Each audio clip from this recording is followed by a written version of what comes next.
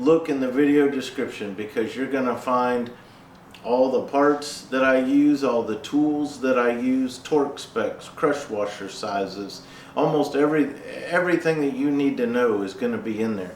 So if you watch the video and read the video description, you can do this yourself. Let me show you what I have set out for this job. Transmission. This ZF 9-speed takes Honda ATF-TYPE 3.1. Okay, it takes 3.7 quarts. So I do not use the check bolt and go through all that. It's not necessary. If I drain out everything that comes out and I put in 3.7 quarts, that's what the owner's manual says. That's how I do it. If you want to use that check bolt method, you're welcome to, but my car is going to be jacked up level and I already know it takes 3.7 quarts. Now this stuff is a little pricey. It's just over $30 a quart. Check your prices if you're trying to get price gouged. I went to our local Honda dealer. They tried to charge me $45 a quart. I said no way. Went outside, called another Honda dealer down the road, like $31 or something a quart. So I'm like, I will be there to buy my 4 quarts. So I have 0.3 quarts left over from my last change, and then I've got 4 new ones. So you're going to need to buy 4 quarts for that. It takes 3.7. I have a 8mm Allen hex bolt. So this 9-speed ZF transmission fluid, that's what it takes to take the fill bolt off the top and the drain bolt off the bottom. You can buy aftermarket fluids for the transmission and save a lot of money. If you want to do the Valvoline Max Life full synthetic, it's like less than 30 bucks for a whole gallon. So instead of paying $120 for fluid plus, probably more than that, probably more like $135 at a Honda dealer, by the time you get tax in there, and it's a little over $30 a quart, you can buy a gallon of the Valvoline for less than 1 quart of the Honda fluid. That's your call. I'm choosing to stay with the Honda fluid because the transmission fluid's very valuable. I plan to keep this vehicle a long time, and just because an aftermarket fluid is compatible does not mean it's the same. So I'm going to stick with the Honda fluid. Okay, so the first thing we're going to do while the vehicle's on the ground is I'm going to loosen the transmission fill bolts. We're going to want to loosen the fill bolt before we loosen the drain bolt, in case something happens where you can't loosen your fill bolt for some reason. At least you didn't drain all your fluid out of your vehicle and you can still drive it. So I pointed out in the tools preview that this is a socket extension. These are all 3/8" extensions. I've got 3 of them on here. This is a 9-inch, this is a 6-inch, this is a 3-inch. So I have 18 inches of socket extension on there. The reason I put them on shortest to longest is in case one of these connectors comes apart on me, I can reach down in the engine bay and grab it easier because it's longer. So on the end of this I have my 8-inch hex socket, and I've used my magnetizer as an experiment because I'm hoping that that helps it hang on to the fill bolt, helps me get it out of there. So let's go. So some people like to take all this plastic shrouding off and move the air box and all that to get to this, but it is not necessary. So the fill bolt is right there and open, right there. So we're looking at it.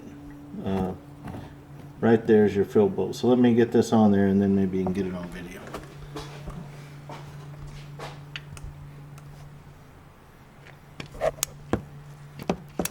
Okay, so now I'm going to get a shot of that. You can get it from whatever direction is best. And so that's what you're looking for. That's your transmission. That's your fill bolt right there. So it's very easy to get to. It's wide open, and you can see that even if your ratchet won't give you clearance over this, I've got all this ratcheting space that I can utilize. So I'm just going to break that. I'm going to use my extendable ratchet to get more torque, and that should have broke it free. And it did.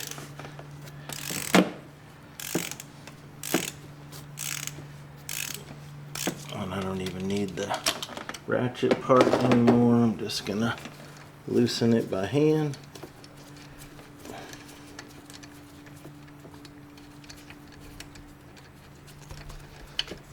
Okay, now that must not be made out of a magnetic material because it didn't grab onto it, but it's to where you might need a little step stool. These are higher up than you would think to reach down in the engine bay.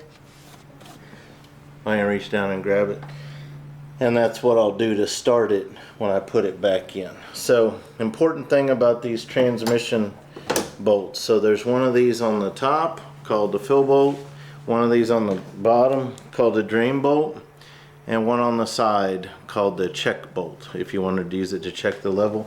Let me wipe this off before I tell you about it.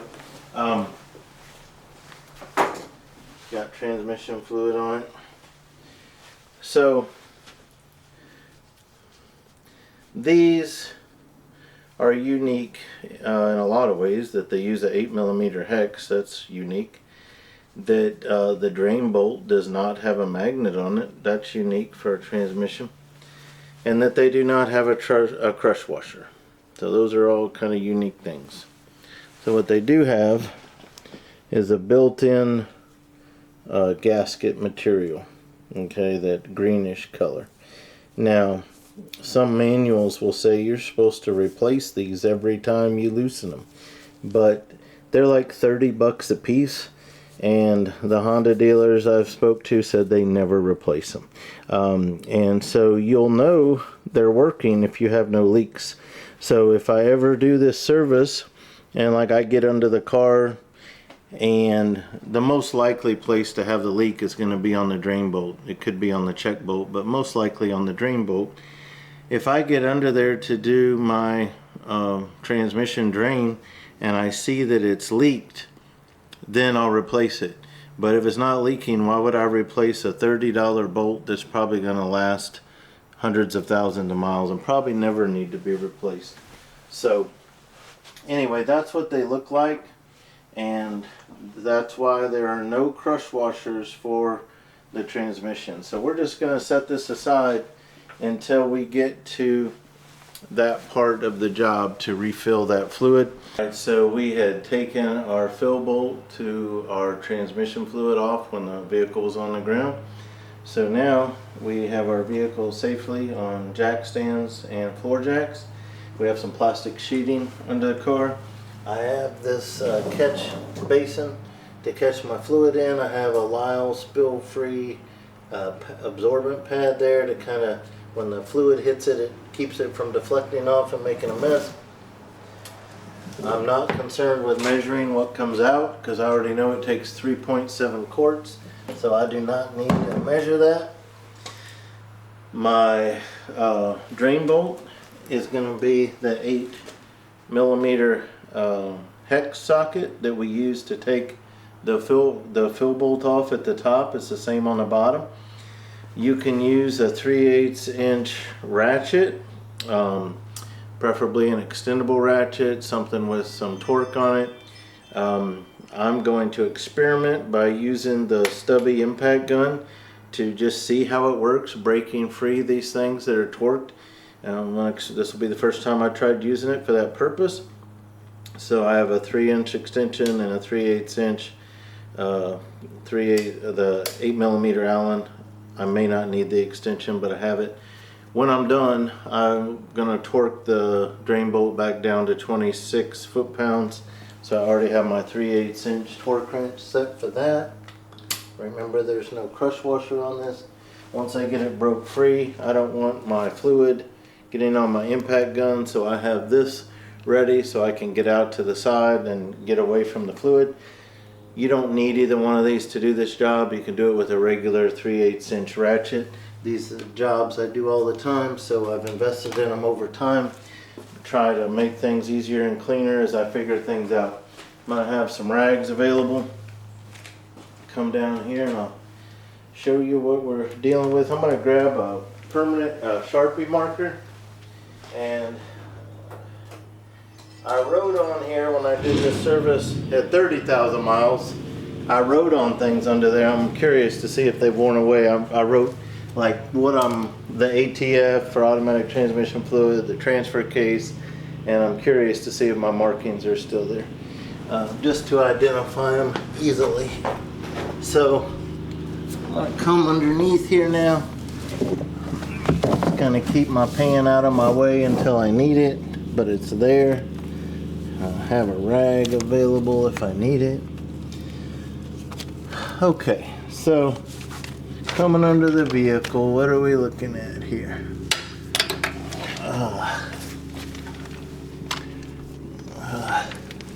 So just for reference, this is my engine oil right here. And this, yeah, I see my marker. So this right here is my automatic transmission fluid drain. I can see my faded drain marks there, or my marker. So ATF drain right here, that's the 8mm. Alright, so now this will be interesting. My first time trying this with the stubby impact gun.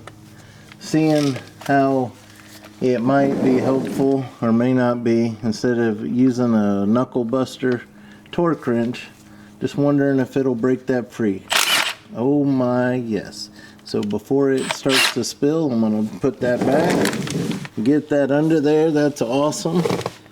This little thing packs a punch when it comes to torque. Those little M12s are rated for 550 pound-feet of torque. That is crazy.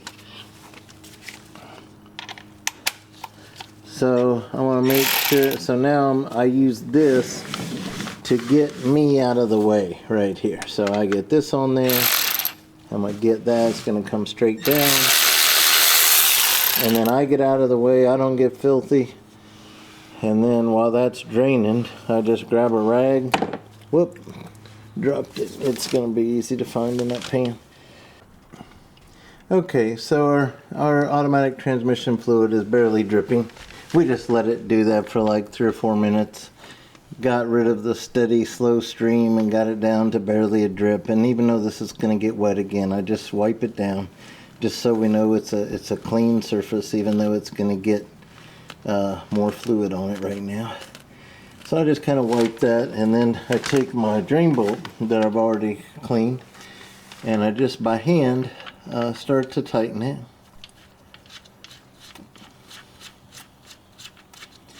I tighten it by hand so I know I'm not cross-threading all the way till it contacts the base, and that will stop your dripping completely. I already have my torque wrench, 3/8 inch torque wrench set to 26 foot-pounds, and I have my 8mm hex on there, and I'm done with this, so I can move that out of the way. Get myself a little more room. When you're upside down, you always have to think what's clockwise, so make sure you're going in the right direction. So 26 foot-pounds, do it till I hear a click.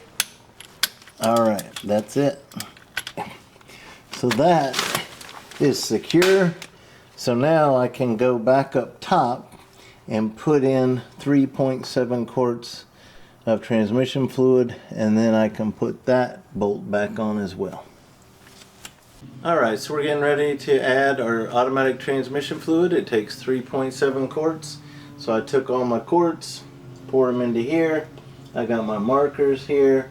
These are full quarts. These half markers are half quarts. So I'm up to 3.5, 3.7. If you can kind of get the camera close to that, you can tell it's a weird green color. So when it drains, it's going to look blackish green. But when it's clean, this is what it looks like. Alright, so remember we showed you this shot on the ground. This is where the transmission fill bolt goes. And this funnel is awesome. This is a flexible steel funnel for transmissions. It's got a tab here for your fingers, so I can just snake this thing right down in there. Give me a very strong connection right there. And then I can get this funnel right here so that when I fill it, I got my fluids in one hand and I got my thumb on this, and I can keep an eye on that and make sure it's not going anywhere. So that's the other reason I like the pictures, is I don't have to redo this every quart, right? And then make sure I'm okay. So I'm gonna go get my fluid. I already know I have the right amount. All this goes in. So I'm gonna again verify that my funnel's in there, got a firm hold on it, and I just start pouring.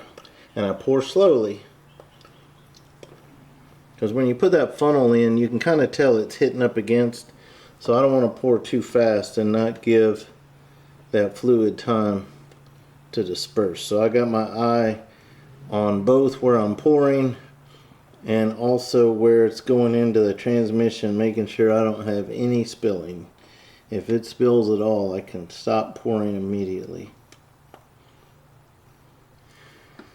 So the only reason that would happen is if you poured too fast or your funnel separated from your transmission. And that's, again, this funnel, even though it's made out of high quality steel, it's not expensive. So check the links in the video description for all these parts.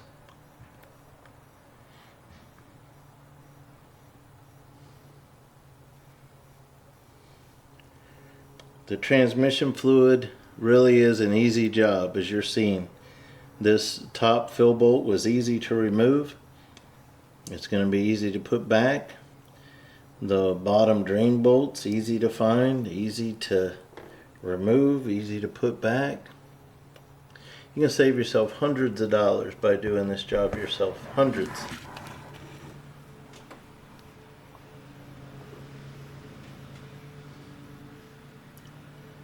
And you don't need to overcomplicate things with the check bolt on the side, knowing it takes 3.7 quarts. Okay, so what I'm going to do is, for cleanliness, use a rag. Let me get this pitcher where I can set it down without it spilling. Get my rag. When I pull this funnel out, I give it, you know, several seconds to empty out, but it's a viscous fluid, it's gonna keep dripping. So I'm gonna get my rag as close to the bottom as I can. When I pull it out, I can get it all the way down there, and I'm just gonna get the bottom of this funnel with the rag, hold it over my pitcher, get my pitcher and my funnel into my tool room. I'm ready to put my bolt back on. So this is probably the hardest part of this, is just reaching my hand down there and getting that started. So we literally didn't spill a drop down there. It's dry as can be. So I'm gonna use I'm right-handed, but because of the way this is set, I need to use my left hand to come down here. And I'm there, just trying to get it straight so I can, yep, got it. So while I'm down there, I just thread it by hand all the way till it contacts the base. That'll prevent me from having to take the step with the ratchet, because I already got it hand tight, so I'm already ready for my torque wrench. So even though I got my ratchet out, I'm not going to need it. I'm going to go right to my torque wrench. Same torque as the bottom, 26 foot-pounds. So, whoop, drop my rag. Alright, so I'll put that on there. Gonna get my 8mm hex. Rotate until it's locked in, like now. Make sure I'm going clockwise. There we go. See how easy that was? If you have the right tools to reach that, you got that element. I'll put links to the 8mm socket on Amazon.